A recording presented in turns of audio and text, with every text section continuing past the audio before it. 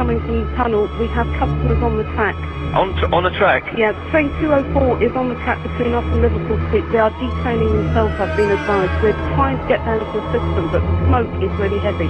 Okay. We need fire brigade, I believe. What the bloody hell was that? Something's gone badly wrong down there, and we really don't know at the moment. There's loud bangs. We need ambulances and water to King's Cross. I understand what you're saying. And Russell Square. Yeah, we'll get what we can to you. Okay. We're going to have it as a major incident, so we'll get ambulances to you wherever I can. Okay. Okay, thanks, mate. Go down to the whole network. We're going to stop the whole network. They're still desperately waiting for emergency services. We've got two major incidents. Yeah, the emergency services have declared they're on their way down there. We're issuing a system-wide code amber.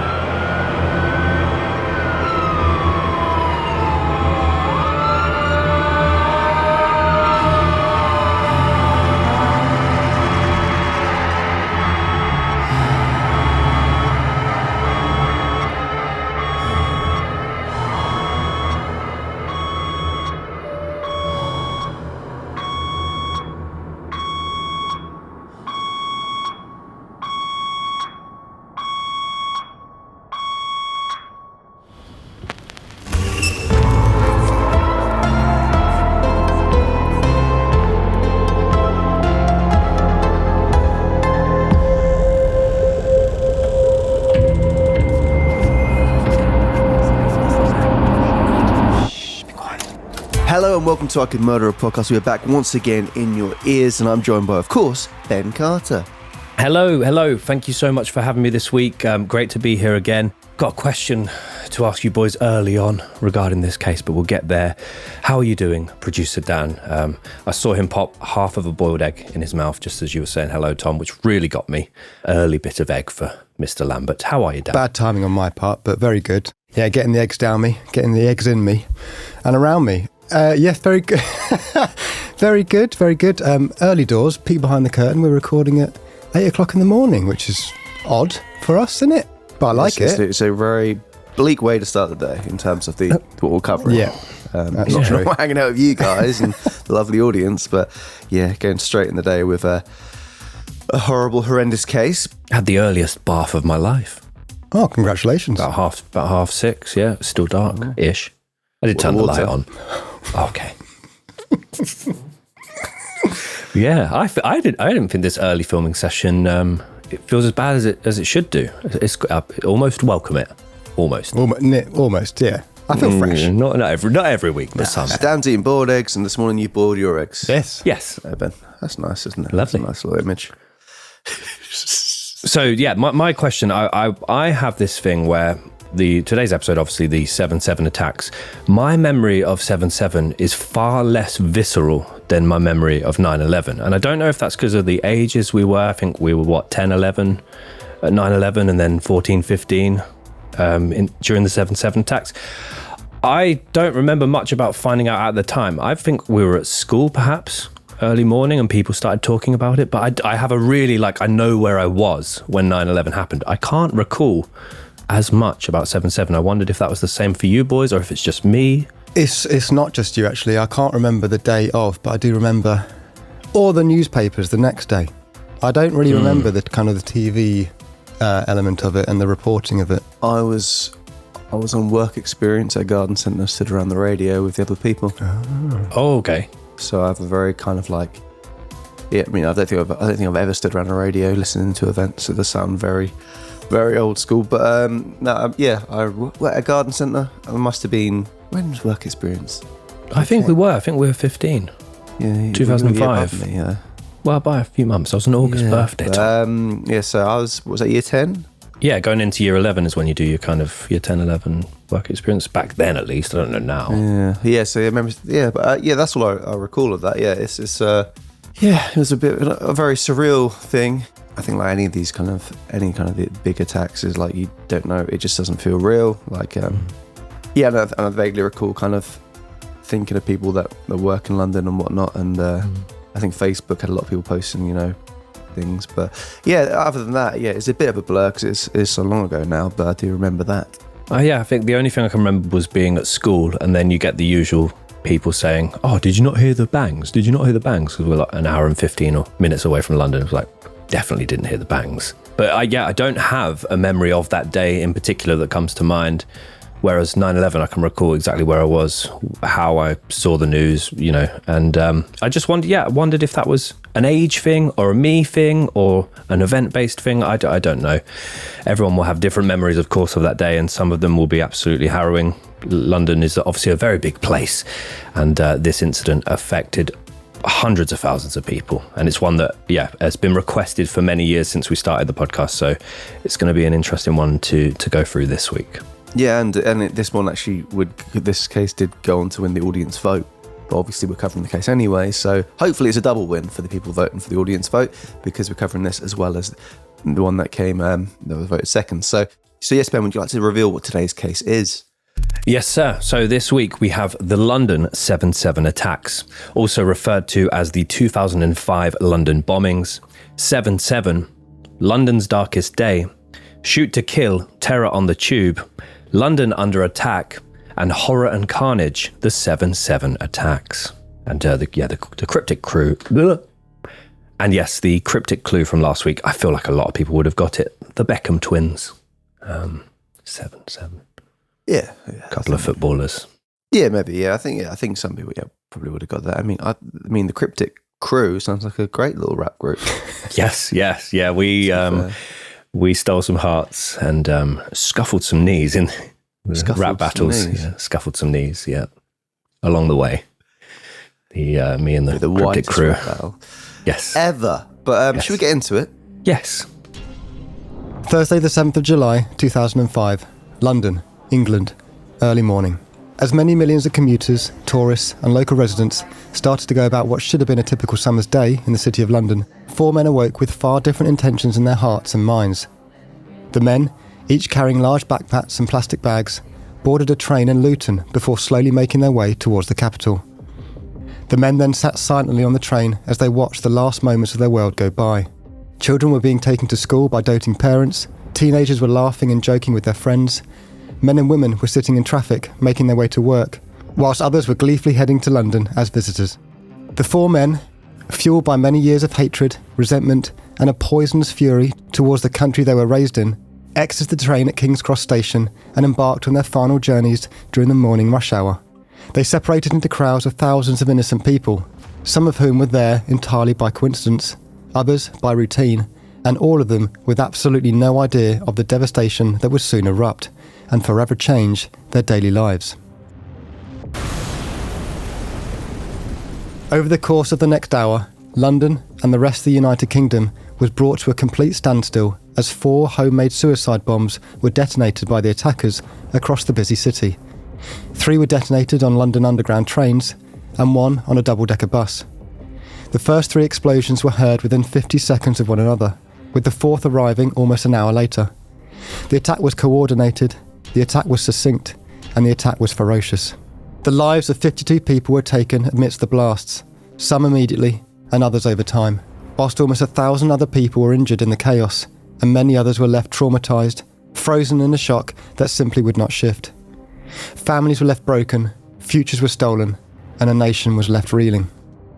As the dust and debris slowly settled and the news of the attack started to spread, England was left grappling with the grim reality of the worst terrorist attack on British soil since World War II, and the first suicide bombings that Britain had ever faced. The London 7/7 attacks. When did the bombers begin planning for the attack, and were there any warning signs or reports that could have prevented their plans from going ahead? How were the 4 bombers able to carry out such a lethally coordinated attack in the nation's capital almost completely undetected? Why did these 4 men, who each grew up in the UK, turn to such a violent form of extremism? And what lasting impact did the 7/7 attacks have on British society, policies, and attitudes towards domestic and international terrorism that remains present some 20 years later? So what was going on in the United Kingdom and the wider world in the build-up to the 2005 London attacks? And why did these men choose to do what they did?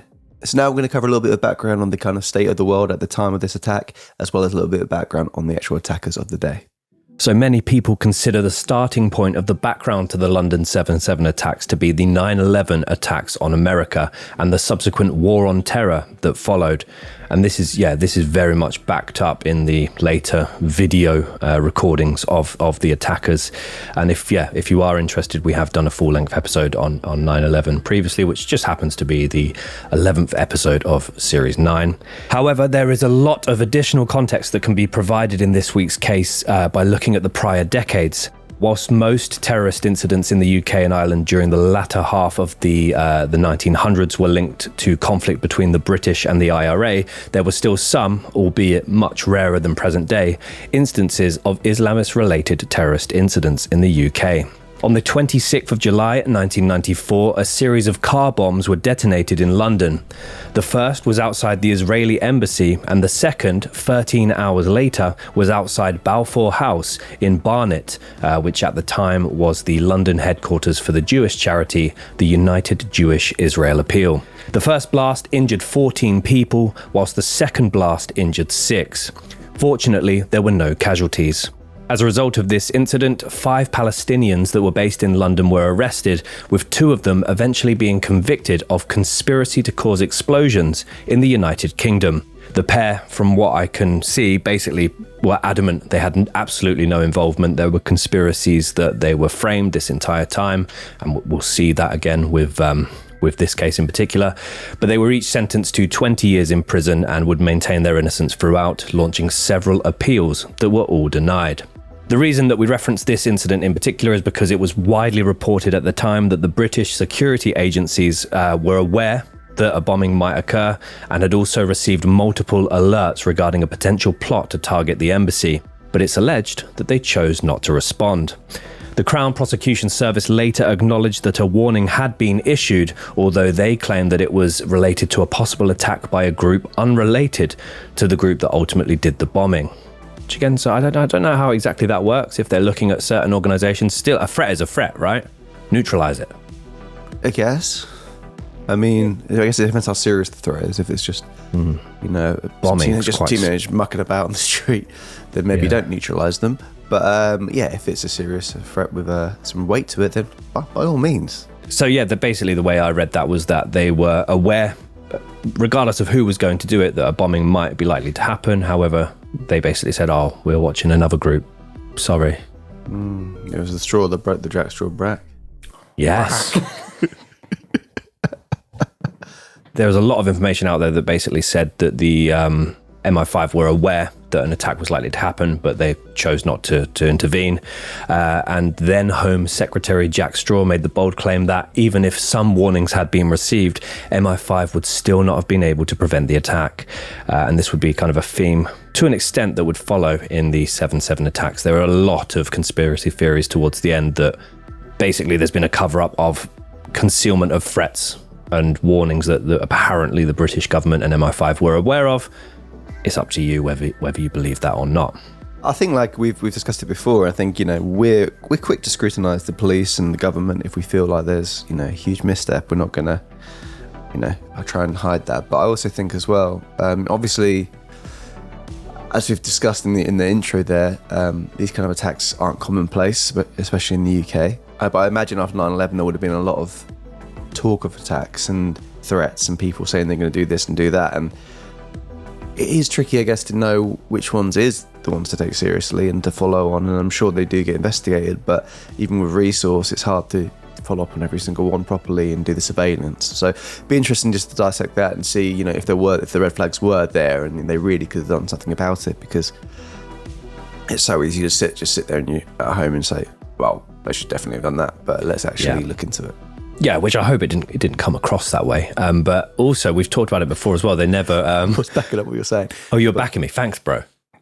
100%. And we've talked about it before as well, haven't we? They don't often publish extensive details about the ones that they do prevent, because then that, provides additional information to potential other attackers. And there have been, in researching this episode, so many other foiled attacks based on the great work that has been done. So it's I also think as well, it's just if we were all aware of the constant threat, I think everyone would be living in a much more terrified, petrified society. So it's of the benefit of the public not knowing all these attacks. But I think the world is probably a little bit scarier than we all think. Yeah. Which is, but I think, that's part of it as well. But you're right. You don't want people to learn from other people's mistakes as well when it comes to how to avoid being detected as well. Yeah. As Al-Qaeda started to expand its influence in the 1990s, a number of extremists within the UK, including both British citizens and foreign nationals, many of whom had escaped from conflict zones or oppressive governments in their own countries, began to align themselves with Al-Qaeda's anti-Western objectives. Their combined efforts were originally focused on radicalizing and motivating young men to engage in jihad abroad. Notable figures among these extremists includes Abu Hamza, aka Captain Hook, and Abdallah El Faisal, both of whom are currently serving lengthy prison sentences. It has since been established that during the 1990s, a significant number of young Muslims from the UK and other regions of the world travelled to Pakistan and Afghanistan for the specific purposes of indoctrination or participation in jihad. During the late 90s, radical Islamist preachers such as Abu Hamza, Anjem Chowdhury and Omar Bakri Mohammed began operating in London and making regular public appearances, spreading extremist ideology both in the public and behind closed doors, hoping to inspire and influence the next wave of future terrorists. A particularly rife location was the Finsbury Park Mosque, later dubbed the Suicide Factory in, quote, London Istan, where Hamza regularly led prayer. Abu Hamza, as we mentioned, had been dubbed Captain Hook and Pirate Bogeyman by the British tabloids, which are always very witty with their names, and very quickly became a figure of fun. He was regularly mocked on panel shows like Have I Got News For You, with his prosthetic hook hand and glass eye easily painting him as a classic caricature-like villain. Intelligence agents of the time dubbed him as overzealous and foolish, and never really took him too seriously, which was a big mistake on their part. Yeah, I remember not long after 9/11 seeing a lot of him on TV when he was doing like public speeches, and because he does have a very distinctive look, hook hand, and he works with it as well. Like there's a lot of pictures of him holding the hook in front of his eye and like looking out, as I imagine a captain of a ship might. But he also has a glass eye, as I said, very distinctive look. And yeah, he became, for the tabloid media, very much, they would make fun of him, make light of him. They wouldn't really listen to the words he was saying so much. And obviously that would be, as Tom said, a big mistake on their part. Part of it is the hook is so small. Yes.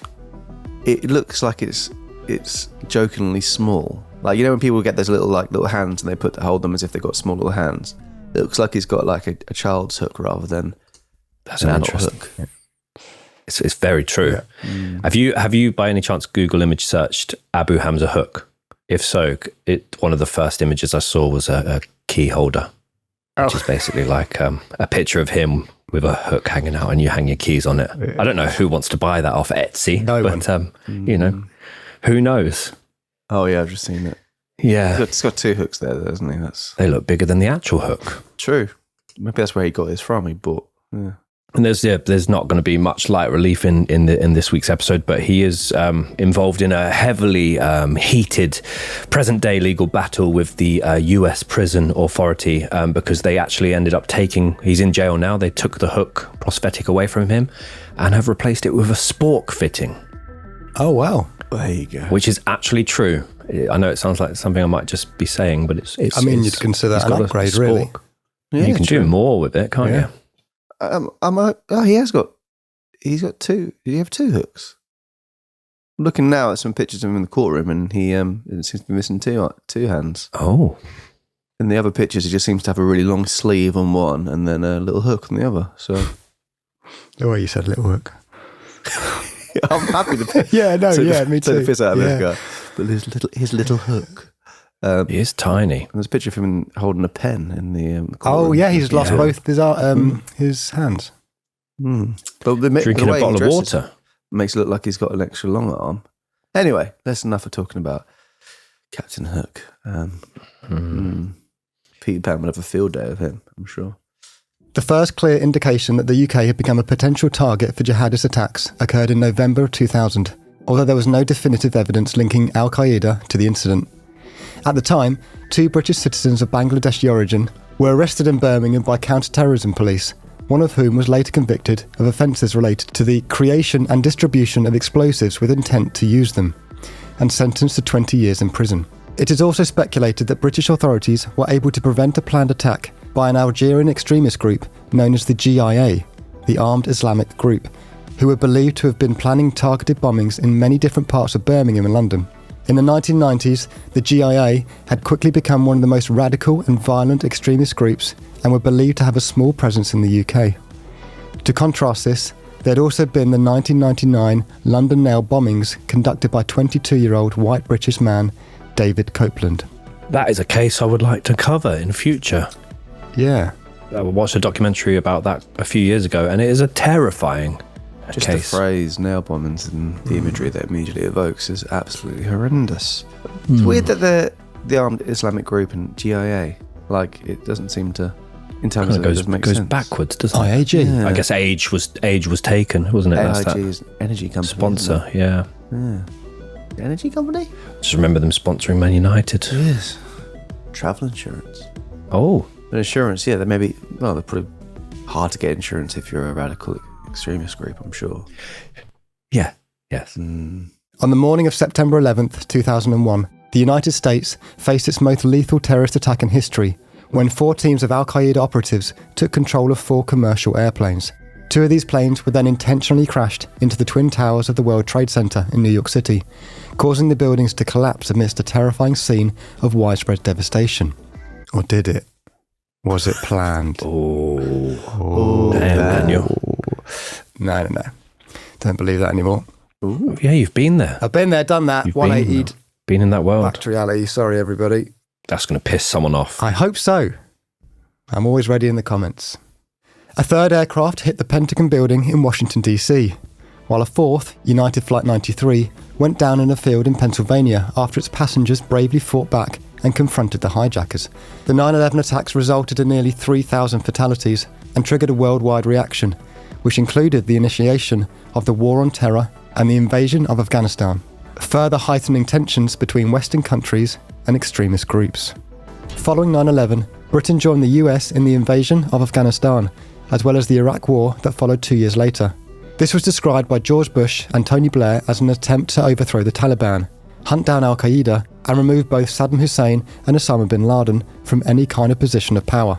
This was viewed by many extremists as a direct attack on Islam, especially due to the large number of civilian casualties during the invasion and the subsequent Iraq War, with many seeing it as completely unjustified. Obviously, we talked about a little bit of background there, but this incident is regarded as very much key in terms of the 4 young men, their decision to be radicalized and go ahead with these attacks in London. It's often not talked about, but in terms of the actual civilian casualties of the invasion of Afghanistan and the war in Iraq, and the numbers are terrifying. Yeah. All of the numbers, 9/11, the numbers are terrifying. It's just, but when I saw these figures, we're going to talk about the invasion of Afghanistan and the war in Iraq and the civilian casualties. I couldn't believe the numbers that I saw, and maybe it's ignorant of me for never looking at them. No, it's literally just how obviously the Western world portray themselves as the kind of heroes, and the winners write the history. No one really won in that circumstance, but yeah, they will never actively see in the news, how many innocent civilians our countries, would go on to kill. It's absolutely horrific. So for some context here, the war against/invasion of Afghanistan killed approximately 176,000 people in Afghanistan. 46,319 of them were civilians. 69,095 were a combination of military and police, and at least 52,893 were opposition fighters, according to the Cost of War project. But those numbers there, right? That's nearly 50,000 completely innocent people, children, babies, That is off women. the scale, yeah. Yeah, and also with that, the reason they're fighting the military over there is because they've, invaded their country. So, not everyone who's in an army is evil because they're representing their country. It's a war that, a lot of people will debate whether or not it should have happened. It's very much the Iraq War especially seemed to be under very questionable pretenses of why it was actually started in the first place. Yeah, and you can't, that number of innocent people, it's absolutely shocking. Yeah, and there will obviously be people that said, well, they shouldn't have done 9/11, but there were things going on long before that. That again, we would be. People didn't do 9/11. It was a radical group of people is tarring everyone with the same brush. It's just absolutely, which happens a lot with this kind of conversation, doesn't it? So those were the figures in Afghanistan, whilst the Iraq War, though these figures are heavily argued, claimed between 186,901 to 210,296 violent civilian deaths. And that's according to the Iraq Body Count Project. I mean, the fact that it has to be a project alone signifies how extreme this is. But yeah, I mean, that you can't even fathom that many people. Just doesn't seem real, does it? So as a result of these two incidents, there was a significant increase in the rise of homegrown extremism, radicalization, and those wishing to inflict jihad against the Western world in many different countries all over the world. Terrorist training camps became more established in Afghanistan and Pakistan, whilst radical Islamist preachers became more prominent in many different countries across Europe. During the early morning of March 11th, 2004, over a period of just 3 minutes, a series of coordinated bomb attacks struck 4 separate commuter trains in Madrid, Spain, during the extremely busy morning rush hour. A total of 10 explosions, carried out using backpack bombs detonated remotely by mobile phones, killed 193 people and injured over 2,500 others, making it the deadliest terrorist attack in Spain's history. Initially, authorities suspected the Basque separatist group ETA, but evidence quickly pointed to Islamist extremist subcells linked to Al-Qaeda, who claimed the attack was in retaliation for Spain's involvement in the Iraq War. Ultimately, 21 people were found guilty for their involvement in the bombings, and it became increasingly difficult to definitively link Al-Qaeda to the incident. The bombings deeply shook Spain, leading to a shift in the government in the upcoming elections, the withdrawal of Spanish troops from Iraq, and heightened counter-terrorism efforts across Europe. And this type of attack was clearly considered as extremely effective, as a very similar attack would occur in London the following year. Did you boys know about that event? Because again, this is one that my mind just couldn't recall. What, in Madrid? Yeah. I feel like I do remember this. It definitely rang a bell. Yeah, no, I'm not too familiar on it, to be honest. But yeah, I mean, even it's tricky, isn't it, with that? Because like, if you not submit to what they're trying to do, but like the fact that was so effective, the fact that they did withdraw the troops, it would have been so difficult as a politician to go, well, do I look after my country and, you know, try and prevent any of these attacks happening or do you stay strong against the terrorist attack? It's such a moral quandary within itself. There's been on a bit of a binge of West Wing lately, which is quite an old show, but that does show some of those high level decisions that you have to make, and either decision is a bad decision. You're going to upset someone, you're going to lose lives in one end of that decision. And it's just, again, like Tom said, I think we live in a bit of a bubble to an extent, and you don't know the things that are going on with high level national security. You don't know the threats that are ever present in your world. And with all that in mind, no one truly knows when their last day is coming and when something like this might happen and it might not be able to be prevented, and it's terrifying. Definitely. I do feel like you always say you're watching a new show and it's never any of the shows I've recommended you over the last 3 years. Yes. Pick a new series, which is about 28 series. there are a lot, yeah. But relevant to some extent. I will watch Last Man on Earth because I want to watch that.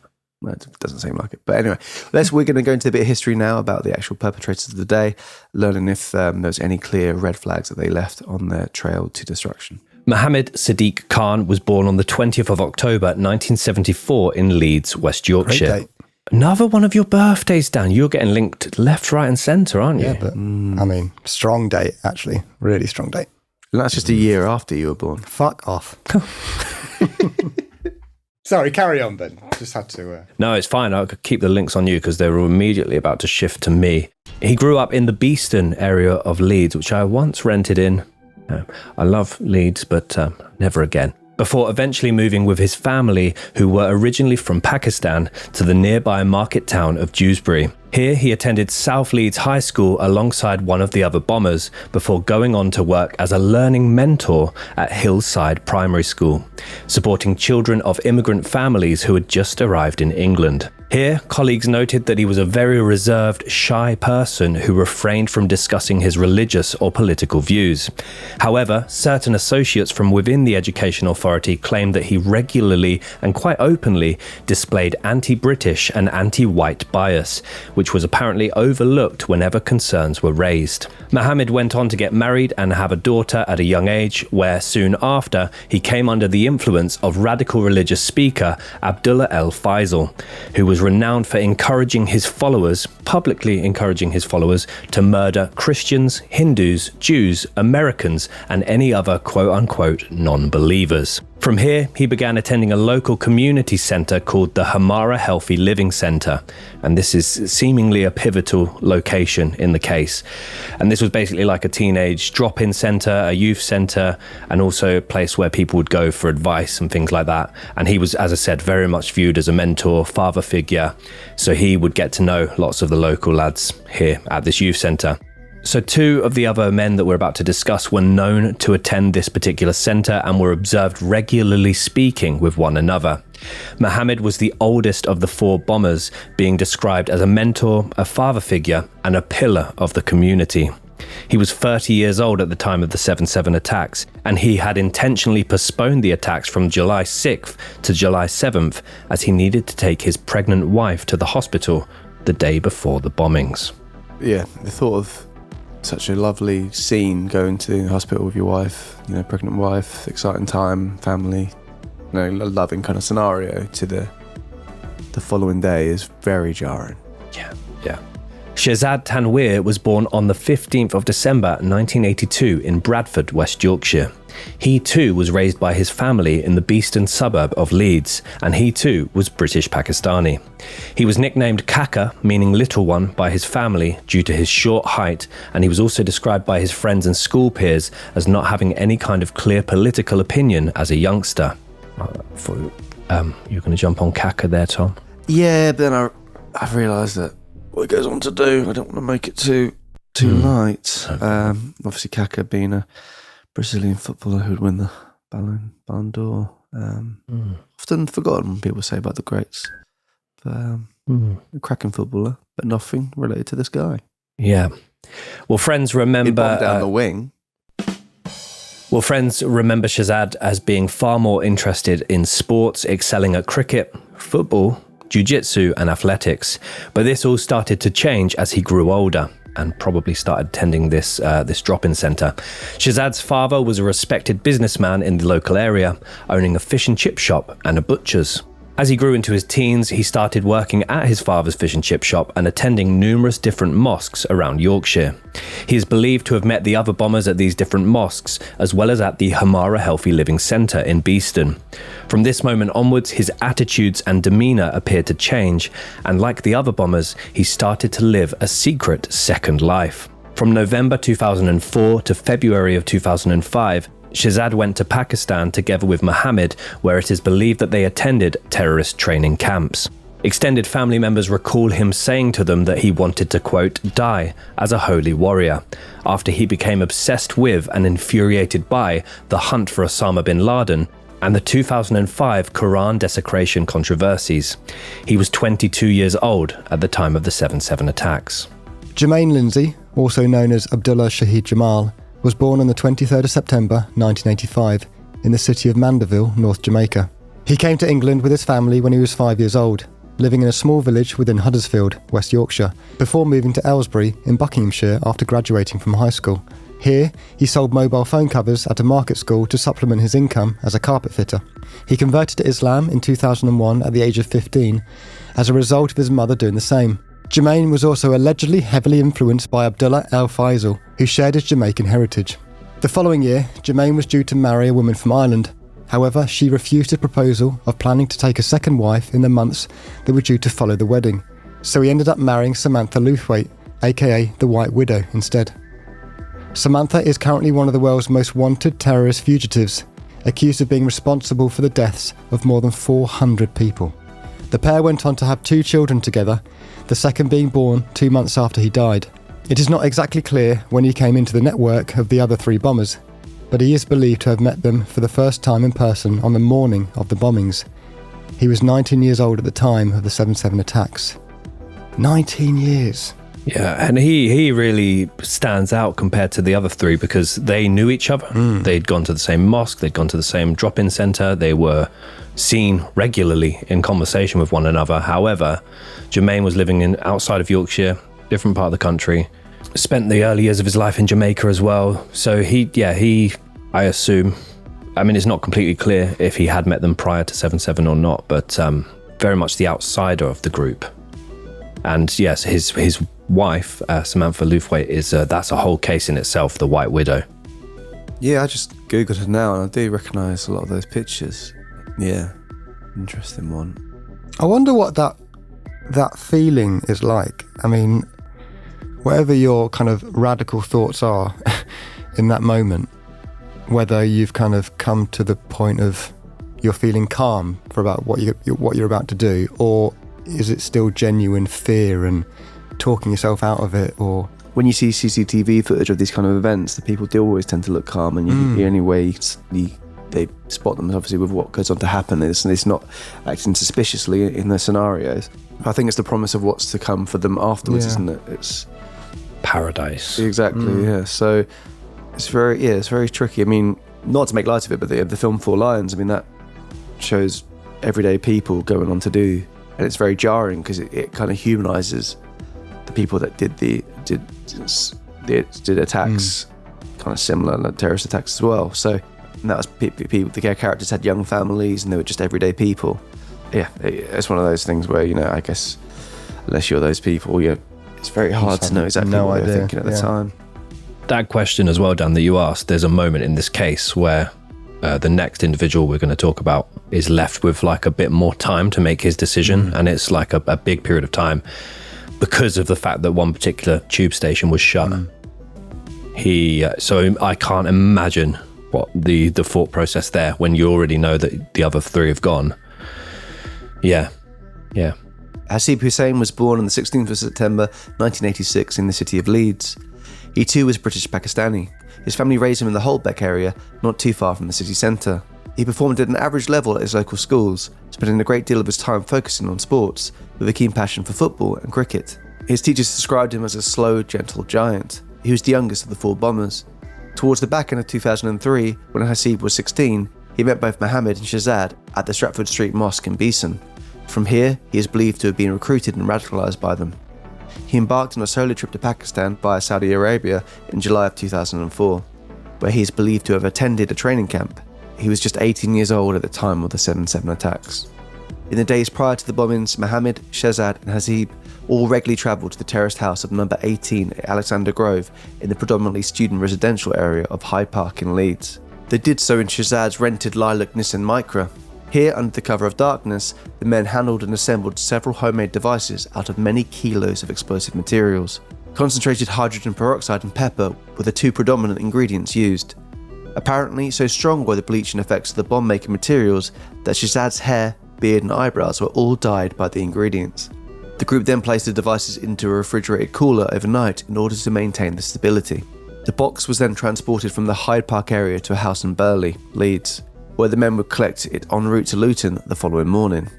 It is unclear, once again, what involvement Jermaine Lindsay had with the group at this point. So just before we move to the timeline, obviously it's a slightly heavier episode than what we typically deal with. I put together a little set of cultural references to take us back 20 years to the year of 2005. 20 years? What? It's crazy, isn't it? Absolutely crazy. I've called it BC's WBT, Ben Carter's Way Back Then. The year is 2005. Your boys here at ICMAP were 15 years old and our paths were soon about to cross, I believe. Around 15, 16. Just about to cross. I was 15. He says quickly. If you happen to have listened to our recent Son of Sam episode, you'll note that it was around this time that producer Dan first experienced his strange flu. In 2005 in the UK, a pint of beer would set you back around £2.30, whilst a Big Mac was just $1.99. You could still enjoy one of the greatest chocolate bars ever created, the Mars Delight. Oh, it was so good. The Harry Potter film The Goblet of Fire was smashing it at the box office. We Belong Together by Mariah Carey was dominating the charts, hounded by Kelly Clarkson's Since You've Been Gone, Gwen Stefani's Hollaback Girl, and Green Day's Boulevard of Broken Dreams, which I didn't expect them to be in that chase, but they were. They had a few bangers that year, didn't they? They sure did, Ben. Can I just make a point quickly? Because what you said, a Big Mac was $1.99. Do you know how much a Big Mac is now? It's like £7 or something like that. That was just for the sandwich, Dan, as well. Oh, sorry. £7 mental, but yeah, go on. Well, nearly £5.29 for just the Big Mac. Yeah. The world we live in. Oh, nowadays. That's mad. Wow. 150% price increase. Whoa. Quick Yeah, maths. crazy. So along with all of that, Tom Cruise erratically jumped for joy on Oprah Winfrey's couch. YouTube had just been launched. There were rumours of Brangelina. I think Brad had just left Jennifer Aniston, and it was very public there, starting to swell. Everyone was trying to get their hands on the new Nokia 1110. Jim was finally going to tell Pam how he felt. Photos of Prince Harry in a fancy dress Nazi uniform were made public. Michael Jackson was acquitted of child molestation charges. Chelsea retained their bloody title. Charles and Camilla got married. The whole world had a MySpace account. Bob Geldof put on Live 8. Not as good as the original. Kanye West made those comments about Bush. Guitar Hero just hit the shelves. And finally, on the 6th of July, 2005, London was chosen over Paris to host the 2012 Summer Olympic Games, beating them by just 4 votes. I remember them really heavily being happy to have beaten the French here at that. Celebrations swept the capital and a party atmosphere was very much in full flow. But all of that would change drastically the following day. And it is here that we move to the timeline of the London 7/7 attacks. Thursday, July 7th, 2005, early hours. Mohammed Khan, Shahzad Tanweer and Hasib Hussain collected the explosives from a house in the Burnley area of Leeds before placing them into large backpacks and then slowly driving 3 hours south to Luton train station in Shahad's rented Nissan Micra. They then park up in Luton railway station car park, where they are joined by Jermaine Lindsay at around 7:20 a.m. A minute later, the group are captured on CCTV entering Luton station together, before then boarding the 7:48 Thameslink train to London King's Cross. In the CCTV image, each of the men can be seen carrying large backpacks, with at least one of them carrying a plastic bag. 3 of the 4 men are also wearing baseball caps. The group then arrive at King's Cross Station at 8:20 a.m, during the peak of morning rush hour, where they then say their goodbyes and go their separate ways. Mohammed Khan boarded the 216 Circle Line train heading westbound, Shahzad Tanweer boarded the 204 Circle Line train heading eastbound, and Jermaine Lindsay boarded the 311 Piccadilly Line train heading southbound. Meanwhile, Hasib Hussain attempted to enter the Northern Line stations. However, as the trains were temporarily suspended that morning, he made the decision to exit the London Underground altogether. He was then subsequently captured by CCTV, leaving a boot shop in King's Cross Station, before panicking and attempting to call all the other bombers on their mobile phones. But it was already far too late. What have I got from Boots? It's a little ginger shop. Hobnob. Fuck. Hobnob? I don't know, 2005. Don't forget that from Boots. Between 8:49 a.m. and 8:50 a.m. During the course of the next 50 seconds, London is brought to its knees. A series of 3 suicide bombs are detonated on 3 separate underground trains, each of which were filled to the brim with commuters, locals and tourists.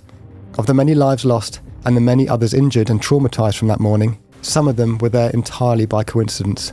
Some were running late for the first time in their lives, some had been diverted onto a different train, and others were in London and on the tube for their first time. All of them completely innocent, and all of them completely unaware of the sudden chaos that had entered their lives. Some describe a scene of completely yellow, whilst others describe a scene of complete darkness and nothingness. Carl Williams, a survivor of the attacks, recalled the following experiences and one of the many heroes of that day who he claimed saved his life. I'd convinced myself at that point that I was going to die. I thought that, even though I heard a loud bang, I thought that the tunnel had collapsed because the tube had sort of twisted over my head. So I was very close to the pole in the center. And so I was like this, really crouched over because it's so low. And yeah, I remember praying to God, I'm not religious in any way, that I was going to die. And I believed then that that was it. And it was going to be a long, slow, lonely death. being trapped. Then this unknown woman spoke to you? Yeah, I was at the point where I was about to break down. I could feel it blubbering up. And I think, vaguely remember sort of starting to cry and asking for my mum. And I just heard this woman go, "Oh, can I hold your hand? Can I hold your hand?" And she reached across. I couldn't really see her. She grabbed my hand and she just squeezed it. "I just need to hold someone's hand." And I said, "We're going to die, aren't we? We're going to die." And she went, "No, we're going to live. We're going to be okay. We're going to be okay." And we stood there in silence until we got evacuated, just holding hands across the carriage. Could you see her at all? No, it was so dark. And I think, my memories of that event, because it was so traumatic, are very hazy. Sometimes it's really vivid. Some stuff's really vivid, and others I have no idea of what was going on, the time issues. The first bomb that was detonated was on the 6-car 204 Circle Line train heading eastbound. The explosion occurred in a tunnel between Liverpool Street and Aldgate. 22-year-old Shazad Tanweer detonated a suicide bomb and completely devastated the carriage, taking the lives of 7 people with him in the process. The blast rips through the carriage and sends shrapnel flying into other passengers. Several holes are also blown into the carriage as a result of the explosion. Amongst those injured at the scene was Martine Wright. Martine lost both her legs in the explosion and 80% of the blood in her body. She was in a coma for 10 days following the attacks and had to undergo 10 months of surgery and lengthy spells of rehabilitation. Martine would miraculously survive her ordeal, but not only would she survive, she would go on to represent Great Britain as a Paralympic athlete. As well as this, she campaigned for improved compensation for the victims of the bombings and their families, as well as also serving as an ambassador for sports for individuals with disabilities. I think obviously all of us have been to London before and been on the Underground. If anyone is listening from overseas, they're very tightly packed trains, especially in the morning during rush hour. You literally are shoulder to shoulder. It's very uncomfortable and just like you can't really move. So the thought of, being trapped on there, under a tunnel, nowhere to go, and the complete chaos of not knowing what's going on. Can't think of many more terrifying scenarios than that. Even the general airflow in those systems is just appalling. It's shudder to think. I think as well, because all of these first 3 incidents were completely isolated to their own location.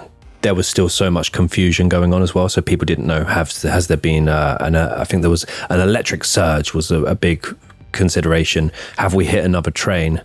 At first, only select people realised that there was a bomb. And yeah, as you both said, being underground in a hot and cramped environment, completely then dark, smoky, you could be hit by debris, you could have lost a limb, you could have been seriously hurt, to then try and escape, find your way out. It's petrifying.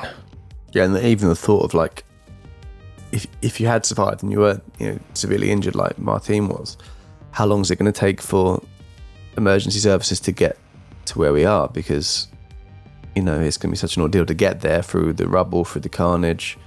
Yeah, so many kind of contributing factors to why that is such a horrific scenario. Tim Colson and 2 other survivors described trying to save as many lives as they could. The 3 of us had a very similar drive to help our fellow man in some way. And we searched around and we found a metal pole, which is used for scraping ice in the exposed parts of the underground. And we smashed the window. And as one of the others held onto that pole, I climbed through that broken window. And I came across a man, no clothes on the top half of his body, and his lower half of his body was below the train floor. He was in a hole, sitting up, facing me. And alive. I knew I was going to have to do something and be with him at the end of his life. And I knew I knew that was important. Not because I knew the man, but I didn't know if he was married, whether he had children. But to me, no one should die alone, ever. We know they do, but I could prevent that one. I mean, this throughout the different survivor testimonies and medical professionals that were rushing to the scene. This is the first time I've heard of the category 4 term being used, where they know there's only, so much you can do for a person. They're so severely injured that it's only going to be moments.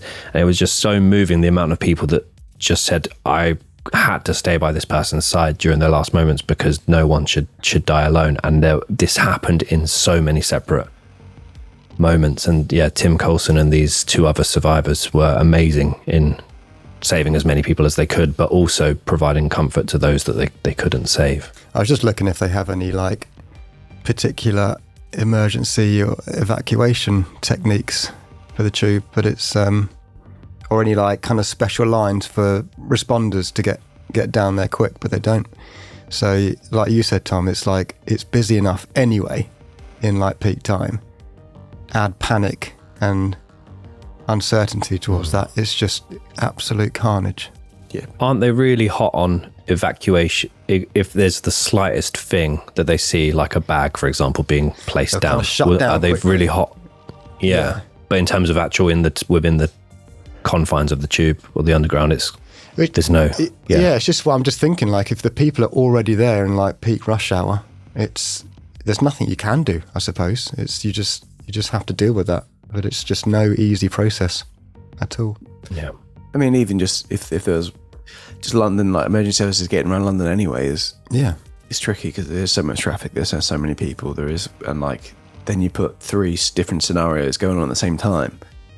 Absolute chaos. The other thing is we've been talking about this first bomb, but all of these first 3 bombs go off within 50 seconds of one another. So it's like widespread devastation and very slow responses, as Tom said, very hard to get to them.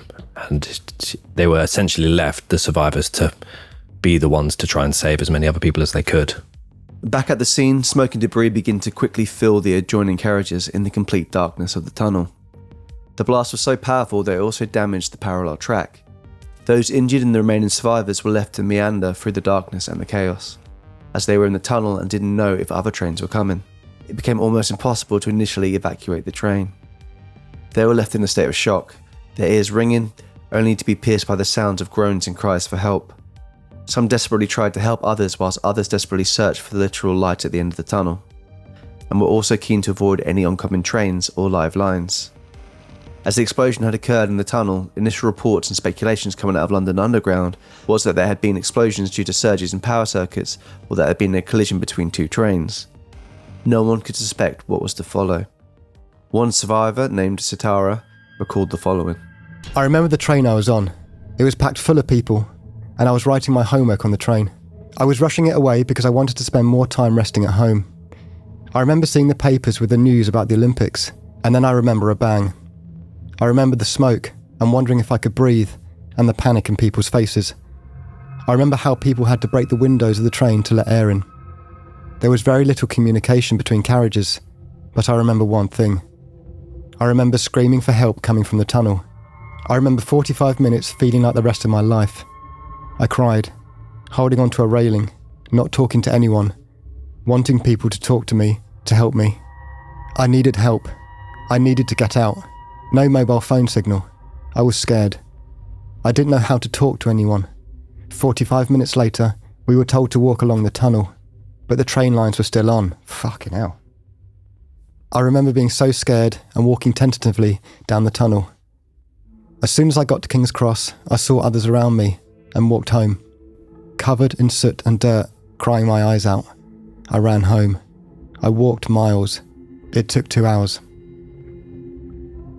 Yeah, that is absolutely a harrowing account. Horrific. Of, just the time as well. 45 minutes stuck in a carriage that was full of smoke, full of people that were horrifically injured. And that's what we were talking about. Like, Sitara mentioned that there's no communication at all. And, you kind of expect that in that nobody expects a bomb to go off in a tube. So everything's going to be back to square one. No communication, no ventilation, no light, complete darkness. Somewhere the power's still on the train lines. It's just a horrifying situation to be in. I imagine there will be people listening to this whilst on the tube as well, which would be, for me, quite an uncomfortable listen. Sorry about that. Seconds later, the second bomb was detonated, also on a 6-car 216 Circle Line train, heading westbound. The explosion occurred shortly after leaving Edgware Station. 30-year-old Mohammed Khan detonated a suicide bomb which fiercely erupted through the carriage, damaging a passing train and the tunnel wall in the process, also taking the lives of 6 innocent people. Once again, survivors describe hearing a loud bang, whilst others heard nothing, before a bright yellow light suddenly became a completely black one. One survivor claimed she believed she experienced a heart attack and had immediately passed away with the colours that she had seen. Others froze in shock, whilst other survivors quickly leapt into action. Emergency services struggled to navigate the underground tunnels to reach the victims. Another survivor named Charles recalled the following. I was in the last carriage. When the bomb exploded, I thought we had hit another train, and my first thought was, I don't want to burn to death. There was a deathly silence for about 30 seconds, then the most ghastly screaming. I took my shoe off and smashed the emergency box to get into the empty driver's compartment, and then opened the door onto the track. The compartment was not packed, and having the door open to the track gave everybody the security of knowing there was a way out in the event of a secondary explosion. I don't talk about the events of 7/7 as I feel so many people suffered great loss and hardship, and I wouldn't want to put myself in that bracket. I don't feel traumatised by 7/7 now, but occasionally I can still hear those awful screams. The third bomb that was detonated was also on a 6-car 311 Piccadilly line train heading southbound. This explosion was, by some distance, the most fatal and destructive one. It also occurred in one of the deepest parts of the London Underground. The explosion in the confines of the incredibly cramped train carriage occurred approximately 1 minute after the train had departed King's Cross Station. 19-year-old Jermaine Lindsay detonated his device and abruptly ended the lives of 26 people. The explosion ripped through multiple carriages and also caused damage to the surrounding tunnel. The carriages became warped, debris was scattered amongst the tracks, and the blast was so severe that multiple limbs were removed from multiple people in an instant. Many died at the scene, many died later from their injuries, and many others were scarred for life. But, like we saw in all the other carriages, there was still a great number of heroes from that day. Susan Greenwood, who lost a leg during the bombing, later became an ambassador for the Scar-Free Foundation. She recalled the following about her strange interaction with Jermaine shortly before he detonated his bomb. I was travelling on the Piccadilly line in the first carriage of a tube train when Jermaine Lindsay boarded. He told me I'd have a good day. To me, he was just another person in London trying to make conversation with a stranger. Clearly, he didn't know that no one speaks to strangers on tubes in London. 200 metres into the tunnel between King's Cross and Russell Square, he detonated his device. He killed 26 innocent victims, seriously injured lots more, and placed mental scars on many forevermore. I was merely 2 feet away from him at the time. Describing an explosion is really hard. It's a power, a force. It's black, it's quiet, and so many other things I'll never be able to adequately put into words. I woke up on the floor of the tube. I must have lost consciousness for a few minutes, but I don't recall getting hit on the head or anything. The explosion must have simply knocked me out. When I woke up, it was deathly silent. I instantly knew there had been an explosion. I knew it was a bomb. I knew it was Al-Qaeda. My first memory is of thick smoke and looking for fire. Luckily, there was none. I knew my leg was so badly damaged it would need amputating. But having been in many trauma theatres, I also knew it wasn't the end of the world. In short, my left leg had to be amputated above the knee. My right was severely damaged and required skin and fat grafts to cover the blast wounds. I had lacerations, cuts and burns all over my body and many other injuries. I had around 30 operations in 1 year. But I never feared for my life, because I always knew people would come to our rescue and save us in any way that they could. Yeah, again, a very graphic recollection of events, but also just how strong she was in that moment to say, I knew my leg was going to need amputating, but I knew it wasn't the end of the world. I knew I was going to make it. She's seen the Yeah. light. And she would go on, there's lots more to this quote, but she would go on to extensively praise other survivors and emergency services for the way that they just fearlessly went into the blast zone and went into the complete darkness of the tunnel to recover as many people as they were able to save. As all of the chaos unfolded and terror started to grip the city, 18-year-old Hasib Hussein, once again he was described by his teachers as a slow, gentle giant, was desperately continuing to try and contact his fellow bombers. As he couldn't reach anyone and was likely starting to hear about what had happened on the other 3 journeys, he made the decision to exit King's Cross station and board the nearest double-decker bus. And this was number 30. Meanwhile, as so few people had been able to free themselves from their now stranded carriages, reports around London were still suggesting that these multiple incidents had been caused by power surges and train collisions rather than improvised devices. Many people were now lost in the confusion, whilst others were quite literally stuck at the scene. And yeah, there was immediately, I watched a documentary that showed like kind of live time footage as the events unfolded, and Sky News immediately had a helicopter on scene at multiple stations, and it was saying, you know, multiple power surges at King's Cross, Edgware, all the locations where these bombings had happened, and they were still publicly broadcasting that it was a power voltage, and that's why it was happening, and people were still going about their day, entering the stations, and that I found that just so. Well, again, do you think that's a purposeful thing to not create mass panic around the whole of London? That's true. Or is it because they genuinely believed that, and that it was probably genuinely that they believed that, but it was I don't know, but they were immediately reporting on it within seconds, and then as the hours go by, it very quickly becomes apparent that no, it wasn't an explosion due to power surges, it wasn't a train collision, it was something of an entirely different manner. I can imagine it's quite hard to get that information out very quickly with accuracy. So I think, yeah, it's probably they did believe that for the first portion of it. But I see what you're saying, Tom, though, that it might be a delay. Because if they knew it was it's an attack, would they go, London's been attacked, everyone do this? If they knew that, I don't know if they would do that. Well, they did. They went on to do that around 2 hours later, but again, they might have known it at the time. It's who knows. And I think it was like Tony Blair was just like advising. We'll play some of his statements shortly, but his main thing was, please do not be terrorized. Do not feel terrorized, when I guess that was kind of exactly what the intention was from the attackers. 9:47 a.m, almost 1 hour after the first explosions, a suicide bomb was detonated on the top deck of the number 30 bus in Tavistock Square.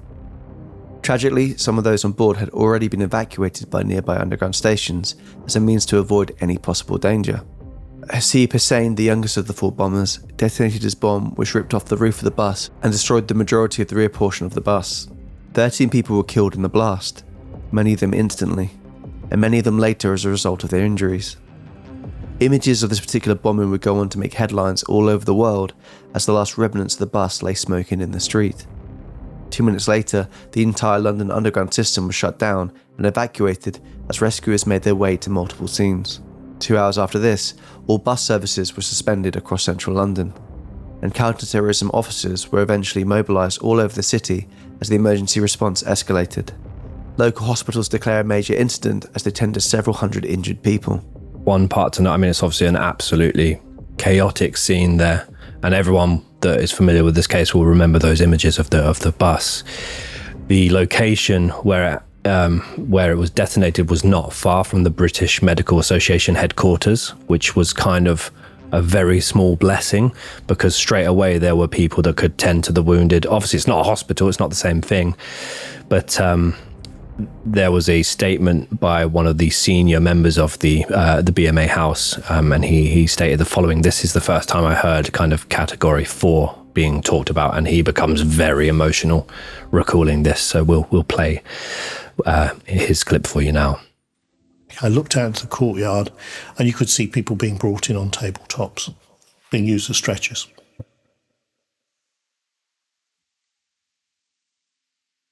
We used some of the curtains out of the staterooms. We cut those up into bandages because this is an office building, it's not a hospital.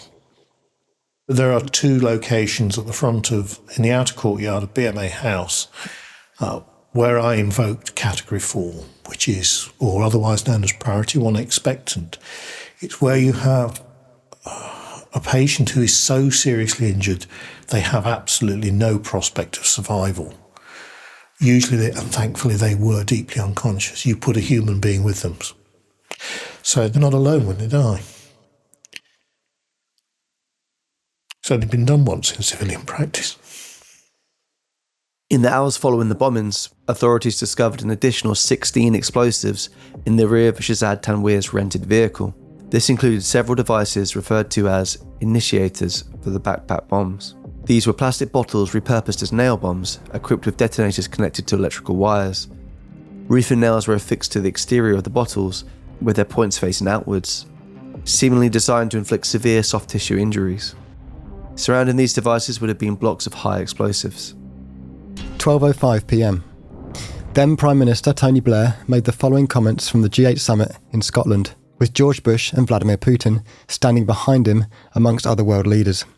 We condemn utterly these barbaric attacks. We send our profound condolences to the victims and their families. All of our countries have suffered from the impact of terrorism. Those responsible have no respect for human life. We are united in our resolve to confront and defeat this terrorism that is not an attack on one nation, but on all nations and on civilized people everywhere. We will not allow violence to change our societies or our values, nor will we allow it to stop the work of this summit. We will continue our deliberations in the interests of a better world. Here at this summit, the world's leaders are striving to combat world poverty and save and improve human life. The perpetrators of today's attacks are intent on destroying human life. The terrorists will not succeed. Upon arriving back in London later that day, he makes the following additional address. There will, of course, now be the most intense police and security service action to make sure that we bring those responsible to justice. In addition, I welcome the statement that's been put out by the Muslim Council of Great Britain.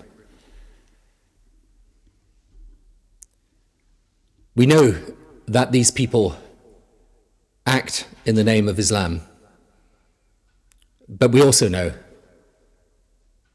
that the vast and overwhelming majority of Muslims here and abroad are decent and law-abiding people who abhor this act of terrorism every bit as much as we do. In the days and weeks that followed, the death toll would reach 52 people, and those injured would rise to 782 people. Many thousands of others left with trauma to last a lifetime.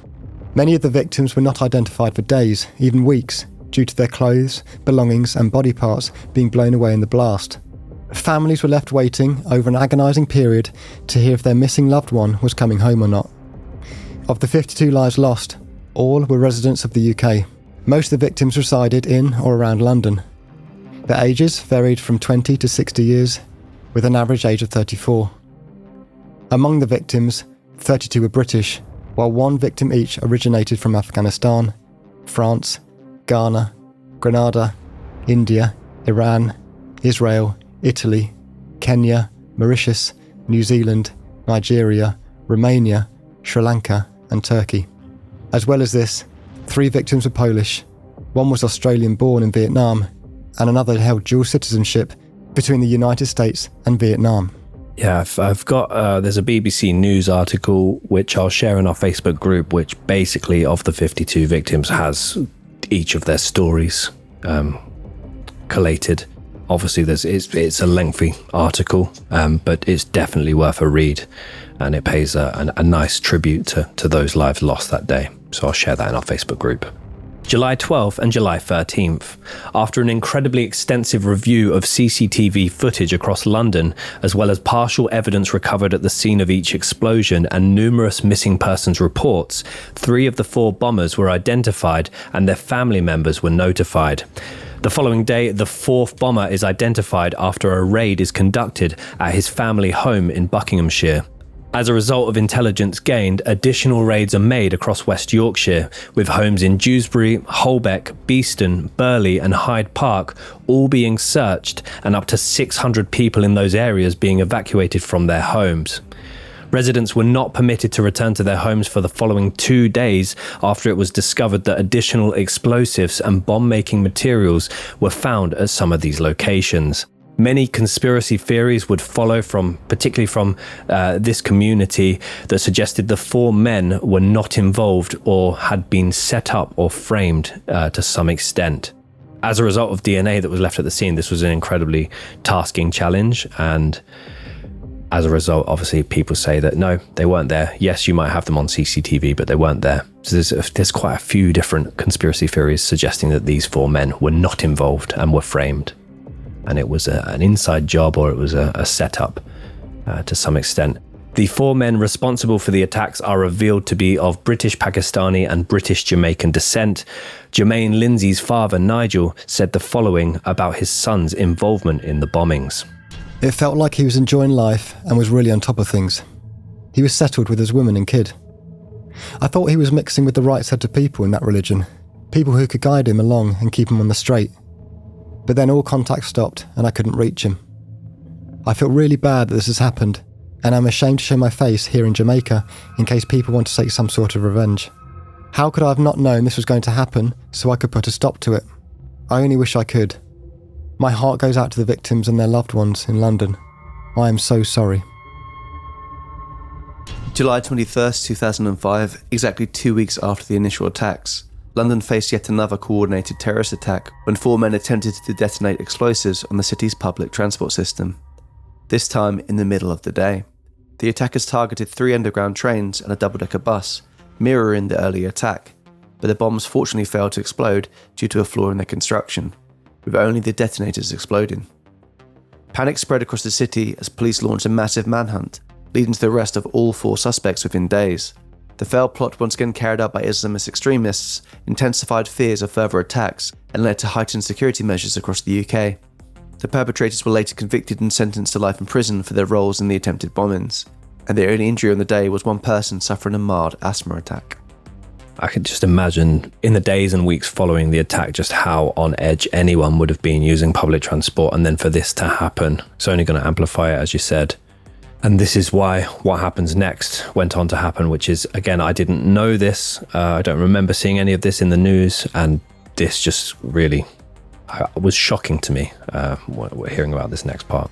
July 22nd, 2005, with the entirety of London heightened by the events that had transpired the previous day, a 27-year-old Brazilian electrician by the name of Jean-Charles de Menezes, who had been living in London for the previous 3 years, was mistaken for one of the bombers responsible for the previous day's attempted attacks and shot dead by members of the Metropolitan Police at Stockwell Underground Station.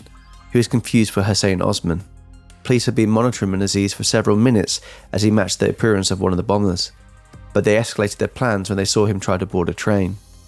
He was on his way to repair a broken fire alarm, with a bag of work tools in his possession.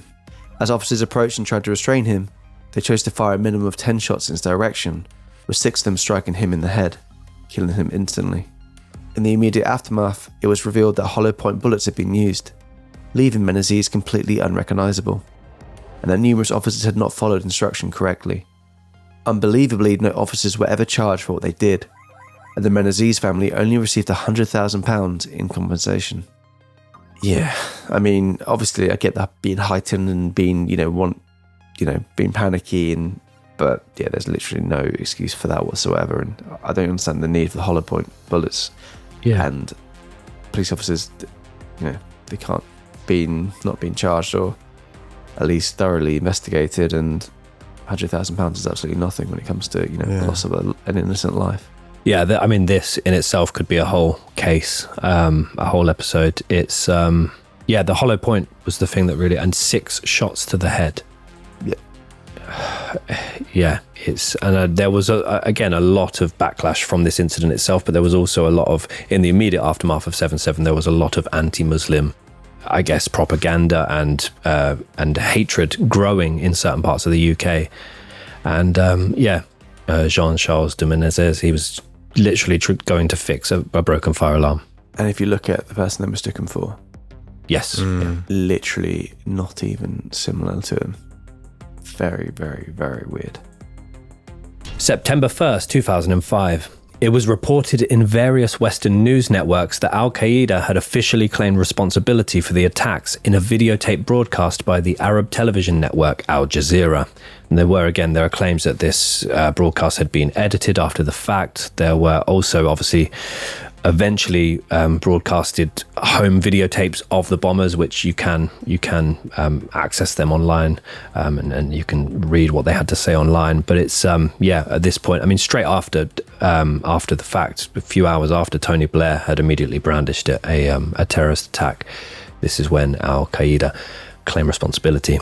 July 7th of 2009, so we flash forward 4 years, the July 7 memorial was completed in Hyde Park, London. The permanent memorial was created to honour the victims of the attacks and made out of 52 stainless steel columns, each sitting of 3.5 metres tall. The columns are anonymous, but each of them are inscribed with the date, place and time of the relevant bombing. There's also a separate plaque that lists the name of those killed. July of 2011. As part of a large scandal that had been brewing over previous years relating to the hacking of phones belonging to numerous celebrities, politicians, and even members of the royal family, it was now reported that relatives of certain bombing victims of the 7/7 attacks might have had their phones hacked and accessed by the News of the World, and this was in the days and weeks immediately following the attacks. These disclosures intensified the ongoing controversy surrounding the News of the World phone hacking scandal that was, very publicly and still kind of rages on to present date in some cases. The fathers of two of the victims, one from the Edgware Road explosion and the other from the Russell Square explosion, told the BBC that police investigating the alleged hacking informed them that their contact information appeared on a target list. As well as this, a former firefighter who assisted several injured individuals at Edgware Road stated that he had been approached by police regarding the hacking claims. So even emergency service. I don't completely understand this. Why you would want to hack the phones of victims, family members, emergency service workers relating to get a story about the bombings. I don't understand that. I mean, I don't understand.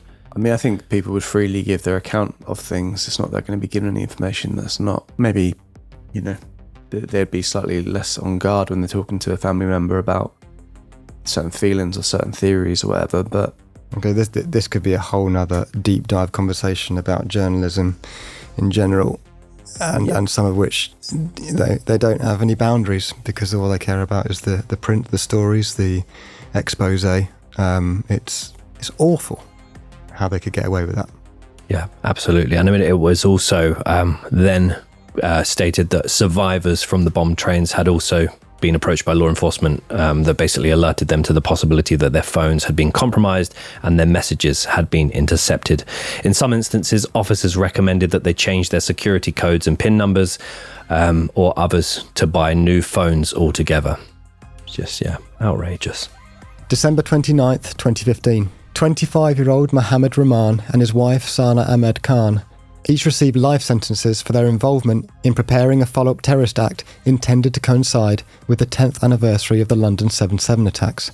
At the time of their arrest, they were found to be in possession of 10 kilograms of urea nitrate, as well as numerous other bomb-making chemicals and materials at their home in Reading.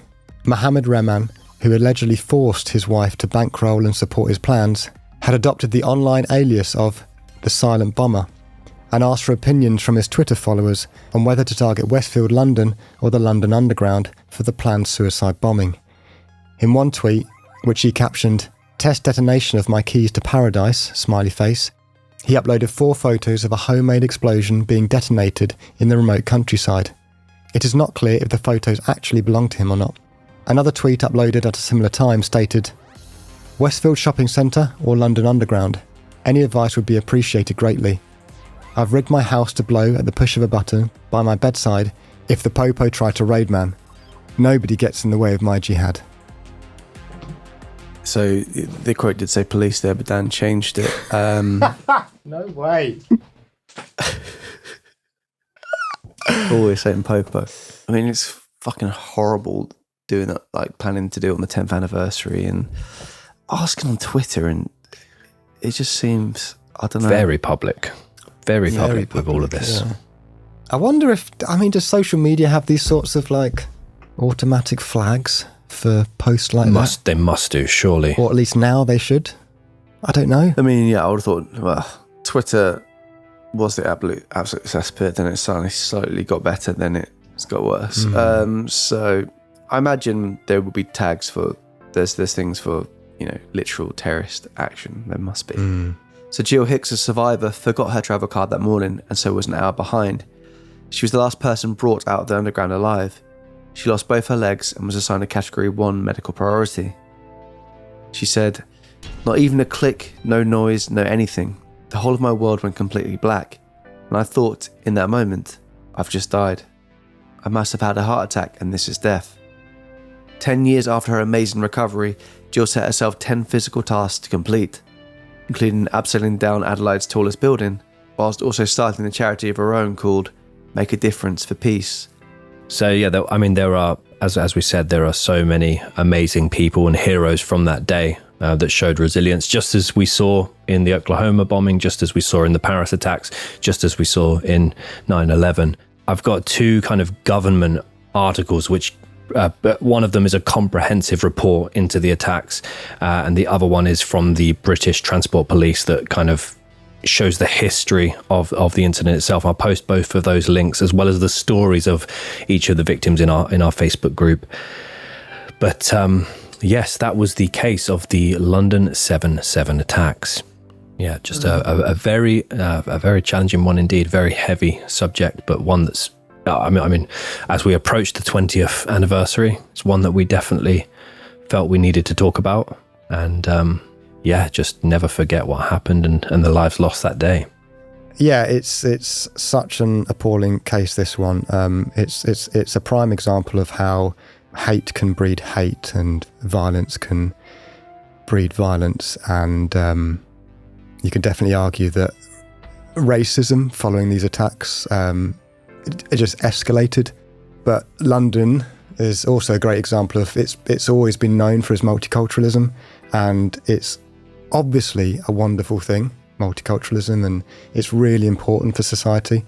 And it's just a shame these sorts of things happen. I think, like you mentioned, Tom, these are kind of minority groups that cause this amount of damage, and it's quite easy to assume that a culture can suggest this or do this, but it's not the case. It is always minorities, and I believe that multiculturalism is a wonderful thing and should always be promoted and encouraged. 100%. Yeah, I do think as well it's a good moment to also reflect on, like our country in America and things they've done in certain wars and for what reasons, and you can see why countries feel aggrieved by that, of course, with all the innocent lives being lost. And it's not just a case of they did that to us. It was, it's a reaction to other things that's happened. So it's like, it's a thing for everyone to take a step back and look at it and question things. And I think it is right to question things, look into things. And as I said earlier, like with those staggering stats we read about, those innocent lives lost during the war. I mean, obviously war, it does come with that, sadly.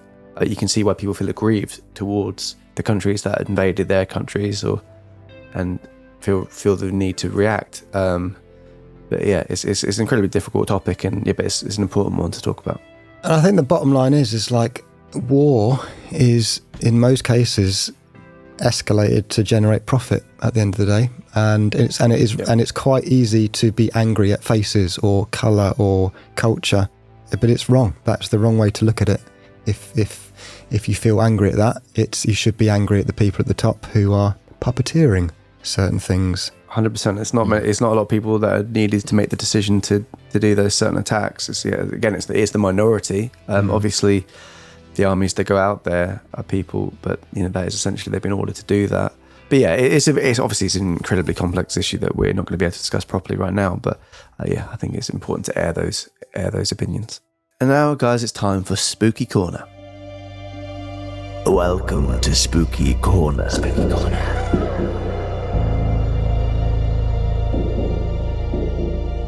So this is part of the episode where we have a bit of light relief at the end of the episode, where we ask you guys to get involved and send in any spooky, unexplainable, mysterious stories. You know, they can be lighthearted, they can be, you know, just something that you can't quite explain. And if we can explain it with our very little knowledge, we'll try.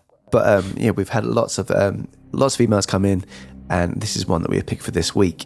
And this comes from Dom from Wakefield. Go on, Dom from Wakefield. Go on, Dommy from Dubford.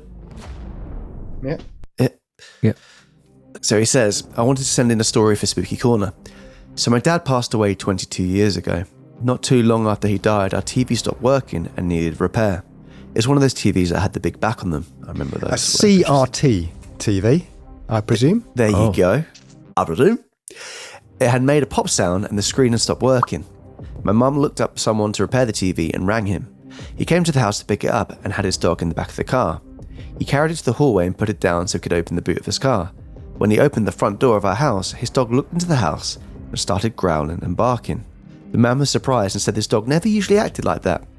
He took it away and said he would ring my mum in about a week once he repaired it to arrange dropping it back off. A week passes and he rings to say he had repaired it, but that he'd had some strange things going on at his shop surrounding the TV.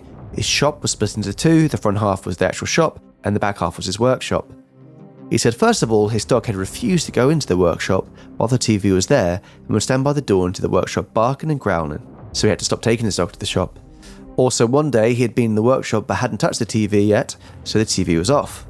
He had gone into the shop to deal with a customer, and when he came back into the workshop the TV had turned itself on. Ooh. He said a second incident happened when he was fixing another TV in his workshop and our TV again turned itself on. He said he had never had that happen before and it actually made him feel slightly unnerved. A little bonus bit too, about 5 years ago I went to a tarot card reader and was told that I had spirits swirling around my head and that I had the gift, and she felt like I could be able to speak to the spirits with the right training. Ooh. So maybe that was, you know, Dom's dad. I don't know. Maybe he didn't like the TV. Mm. But yeah, odd goings on. Dogs always have a sense, quite a good sense, don't they, of something going on. I remember my mum's dog, Monty, the old boy, when Katie once walked him in Melbourne. And Monty's a very light-hearted, kind dog, very friendly. And man, Katie felt a bit unnerved when she was walking the dog. This guy was kind of like walking quite far away in the field from her, and then kind of slightly was coming closer, but seemingly was like kind of hiding a bit when he was walking around her. And then when he kind of appeared close from a wall, Monty started growling at this guy. So obviously he sensed something was, and again, Monty's not that kind of dog at all. So like, and Katie felt very like uneasy at the time, and he stood in, which was lovely. But yeah, thank you for sending that in, Dom. Again, I can't explain that. I do enjoy a spooky story. So guys, if you want to get involved, if you have a spooky story of your own or a mystery or something, it can be lighthearted, it can be heartwarming. Just want to send us an email to hello@icmap.co.uk with the word Spooky Corner as the subject. And yes, we bloody love it when you guys get involved, so why not send that across? For Dom as well, by the way, if he does want to acquire the accredited training, I mean, the price ranges here are concerning, but you can go to learningthetarot.com, and for as little as £19 you can do their online accredited courses. There's also the Getaway Workshop Tarot Accredited Practitioner Diploma for £130, or there's the Oxford Tarot Card Reading Certification for £45. You can do it for fun, friends, family, and professionally for as little as £19. I think the tarot reader said about him speaking to spirits rather than tarot reading, though. But you can still do that. But basic training, though. It's like food hygiene in a restaurant, Should we? Cryptic clue? Should we? Yeah, maybe. Yeah. Okay. Well, this one, guys, is for the audience vote as well. So you basically got 50% chance of not getting it wrong. And it's, you'll get it straight away. Benjamin Carter's Cryptic Clues. Everyone gather round for some clues that can be quite cryptic, but he's going to give them to you anyway. Hope you can figure them out. So the next week, the final 2 episodes of the series, the audience vote, as explained and as requested by you guys, is as follows. Oh, Mr. Bowie needs something to eat. Oh, Mr. Bowie needs something to eat. Or Bowie needs something to eat. I think it is Bowie, actually, by the way. The official. Oh, Mr. Bowie needs something to eat. Bowie. Oh, Mr. Bowie needs something to eat. Only one more of them for the series, guys. Thank you very much. I'll go back to the drawing board for series 12. Oh. Maybe next series you could draw something. That would be fun. Audio people might not like it, but that could be fun. Yeah, maybe just go over and look at the visuals there. Mm. And yes, guys, if you just can't get enough of the content, we have just hit 200 minisodes over on the website. Bloody hell. It's available also on Spotify as well. And we either just released or we're just about to release a special around the hitting the 200 mark. I think we're very excited. We haven't filmed it yet. I think we're very excited currently to film. Slightly, maybe even quite nervous to film, but it's going to be a lot of fun. And we can't wait to share that with you guys as well. And if you enjoy it, then obviously we're going to be open to making more content like that as well in the future. But why not? If you're interested, why not head over to the website and sign up to be a cult member and get access to all of those episodes. Absolutely. Yeah, we upload additional bonus episodes every single week, even when we're out of main channel series. You can do that via Apple or Spotify, or going over to icmap.co.uk. So thank you so much, guys, for joining us for this week's episode. We thought we would end the episode on a slightly different note. We wanted to share a quote with you from Graham Folks, who sadly lost his son David in the 7/7 attacks. Nobody should die.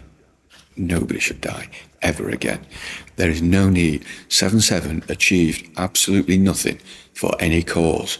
No laws were changed. No actions ensued that the Islamist extremists could claim were a victory. It was a completely pointless mass murder event.